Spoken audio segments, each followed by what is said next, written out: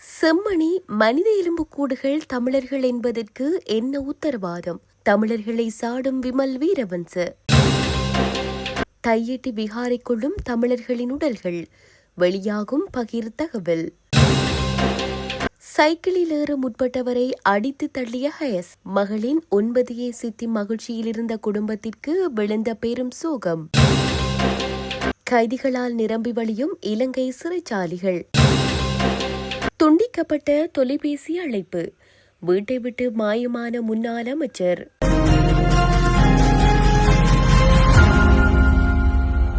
தொடர்வன விரிவான செய்திகள்.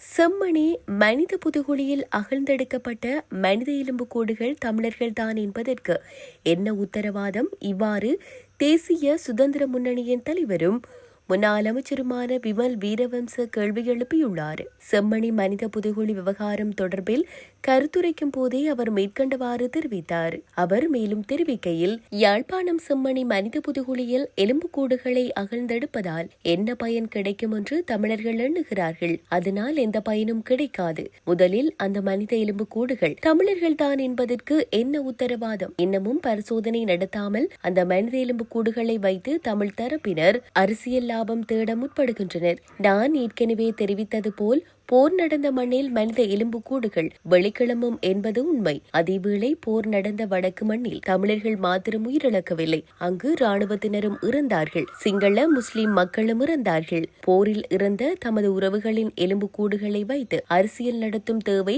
சிங்கள பௌத்தர்களுக்கு கிடையாது. ஆனால் யாரென்றே உறுதிப்படுத்தாத எலும்புக்கூடுகளை வைத்து தமிழர்கள் கேவலமான முறையில் அரசியல் நடத்துகின்றார்கள். இந்த நாட்டில் மீண்டும் இரத்த களரியை ஏற்படுத்த தமிழர்கள் விரும்புகின்றார்கள் என்று போர்க்காலகட்டத்தை மீளவும் நினைவுபடுத்தி எச்சரித்துள்ளார். சட்டவிரோதமாக நிர்மாணிக்கப்பட்டுள்ள தையட்டி திசவிகாரைக்குள் தமிழர்களின் உடல்கள் புதைக்கப்பட்டிருக்கலாம் என்ற சந்தேகம் இருப்பதாக தமிழ் தேசிய செயற்பாட்டாளர் வேலன் சுவாமிகள் தெரிவித்துள்ளார். தனியார் ஊடக நிகழ்வு ஒன்றில் கலந்து கொண்டு கருத்து தெரிவித்த போதே அவர் இவ்வாறு தெரிவித்தார். மேலும் செம்மணியில் கடந்த மாதம் நடைபெற்ற அணையா விளக்கு போராட்டத்தின் போது அங்கு சென்ற அனுர் அரசின் அமைச்சர்கள் உண்மையான ஆதரவை காட்டவில்லை. அவர்கள் அரசியல் நோக்கத்திற்காகவே வந்ததாகவும் அவர் சுட்டிக்காட்டியுள்ளார். அணையா விளக்கு போராட்டம் ஆரம்பிப்பதற்கு முன் அதற்கான முக்கிய கோரிக்கைகள் முன்வைக்கப்பட்டிருந்தன. ஆனால் அந்த கோரிக்கைகளை ஏற்றுக்கொள்ளாதவர்கள் போராட்டத்தில் பங்கேற்பதற்கு அர்த்தமில்லை எனவும் வேலன் சுவாமிகள் கூறியுள்ளார். சைக்கிளில் வீதியை கடக்க முற்பட்ட நபரொருவரை ஹயஸ் மோதி தள்ளியதில் உயிரிழந்துள்ளார். இந்த விபத்து சம்பவம் கூண்டாவில் அம்மாச்சி உணவகத்துக்கு அருகில் நேற்று இடம்பெற்றுள்ளது. விபத்தில் நைனாதீவு 8ஆம் வட்டாரத்தை சேர்ந்த கிறிஸ்தோத்திரம் பாலீஸ்வரன் என்பவரே இவ்வாறு உயிரிழந்துள்ளார். குறித்த நபர் கோண்டாவில் டிப்போவில் பேருந்து நடத்துனராக பணிபுரிந்து வருகின்றார். நைனாதீவு பகுதியை சேர்ந்த இவர் கோண்டாவில் பகுதியில் பணி நிமித்தம் வாடகை வீட்டில் வசித்து வருகின்றார். இந்நிலையில் நேற்று மதிய உணவுக்காக சைக்கிளில் கோண்டாவில் பகுதியில் உள்ள வீடு நோக்கி சென்று கொண்டிருந்தார். கோண்டாவில் அம்மாச்சி உணவகத்திற்கு அருகாமையில் வீதியை கடக்க முற்பட்ட வேளை வீதியால் வந்த ஹயஸ் வேக கட்டுப்பாட்டை இழந்து குறித்த நபர் மீது மோதியதில் விபத்து சம்பவித்துள்ளது. விபத்தில் படுகாயமடைந்தவரை அங்கிருந்தவர்கள் மீட்டு யாழ் போதனா வைத்தியசாலையில் அனுமதித்த நிலையில் அவர் சிகிச்சை பலனின்றி உயிரிழந்துள்ளார். சடலம் மீதான மரண விசாரணைகளை திடீர் மரண விசாரணை அதிகாரி நமசிவாயம் பிரேம்குமார் மேற்கொண்டார். உடற்கூற்று பரிசோதனைகளின் பின்னர் சடலம் உறவினர்களிடம் ஒப்படைக்கப்பட்டது. இதற்கிடையே உயிரிழந்தவரின் 2 பிள்ளைகள் பேராதனை மற்றும் ஸ்ரீ ஜெயவர்தனபுர பல்கலைக்கழகத்தில் கல்வி கற்று வரும் நிலையில் இளைய மகள் நேற்று முன்தினம் வெளியான காப்போதா சாதாரண தர பரீட்சையில் 9 பெறுபேறுகளை பெற்றுள்ளார். மகளின் பெறுபேறுகளின் மகிழ்ச்சியை கொண்டாடவிருந்த குடும்பத்தினர் மத்தியில் அவரது உயிரிழப்பு பெரும் சோகத்தை ஏற்படுத்தியுள்ளது.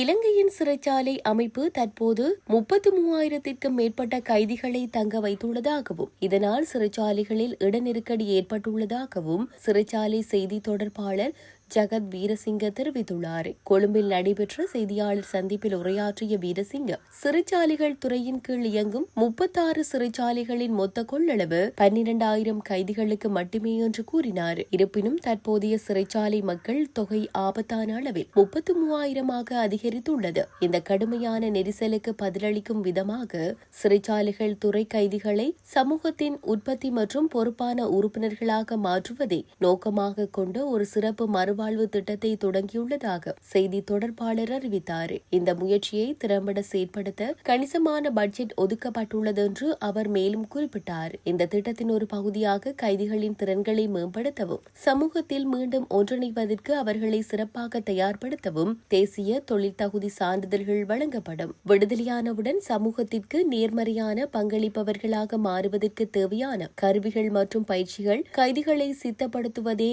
இதன் குறிக்கோள் என்று வீரசிங்க வலியுறுத்தினார்.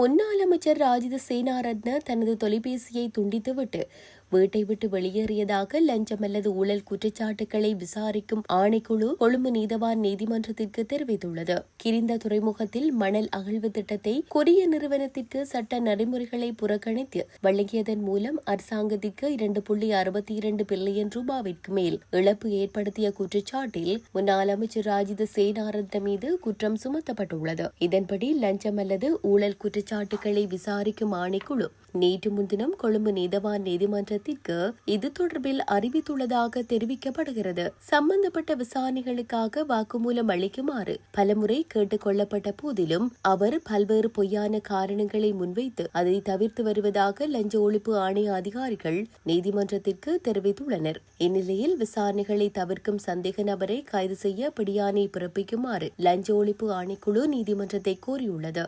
எனினும் அத்தகைய உத்தரவை பிறப்பிப்பதற்கு முன்பு தொடர்புடைய ஆவணங்களை நீதிமன்றத்தின் கவனத்திற்கு கொண்டுவர வேண்டியதன் அவசியத்தை கொழும்பு மேலதிக நீதவான் ஹர்ஷன ஹெக்குனவெல சுட்டிக்காட்டியுள்ளார்.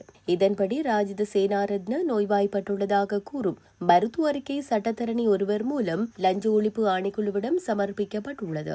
எனினும் அதற்கான சட்டப்பூர்வ அடிப்படை எதுவும் இல்லை என்று லஞ்ச ஒழிப்பு ஆணைக்குழு அதிகாரிகள் நீதிமன்றத்திற்கு தெரிவித்துள்ளனர். இதன்படி சந்தேக நபரால் சமர்ப்பிக்கப்பட்ட மருத்துவ அறிக்கைகள் ஏதேனும் உள்ளதா என்று நீதவான் லஞ்ச ஒழிப்பு ஆணைக்குழுவிடம் கேள்வி எழுப்பியுள்ளார்.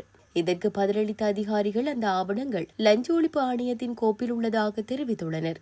மேலும் சந்தேக நபருக்கு பிடியாணை பிறப்பிக்க தொடர்புடைய ஆவணங்களை நீதிமன்றத்தின் கவனத்திற்கு கொண்டு வருவது அவசியம் என்று லஞ்ச ஒழிப்பு ஆணைய அதிகாரிகளிடம் நீதிபதி சுட்டிக்காட்டியுள்ளார். மேலும் அத்தகைய அறிக்கைகளை ஆராயாமல் உத்தரவை பிறப்பிக்க முடியாது என்று நீதிபதி கூறியுள்ளார். இருப்பினும் இந்த சம்பவத்தில் தொடர்புடைய சந்தேக நபர்களை கைது செய்ய லஞ்ச ஒழிப்பு ஆணையத்திற்கு அதிகாரம் உள்ளது என்றும் நீதிபதி சுட்டிக்காட்டியுள்ளார். அத்தோடு அந்த அதிகாரங்களை பயன்படுத்தி இந்த சந்தேக நபரை கைது செய்ய முடியும் என்றும் நீதிபதி கூறியுள்ளார்.